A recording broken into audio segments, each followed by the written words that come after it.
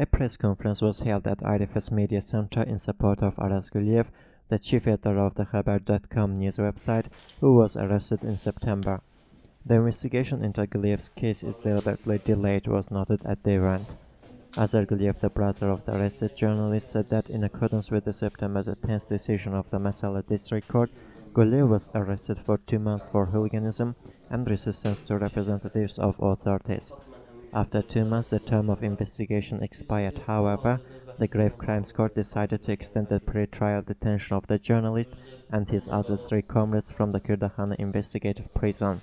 Azar Guliev fears that new trumped-up charges may be filed against his brother. Such things had happened to journalists, and Aras is no exception, said the brother of the arrested. Aras Guliev was arrested on September 8th at a protest of believers against the International Folklore Festival in Masalda.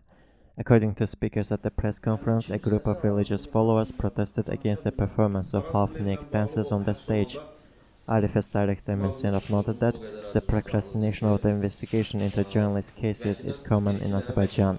He cited the case of the founder and chief editor of the Hural newspaper Avaz Zeynalda, who is still in jail without any court ruling.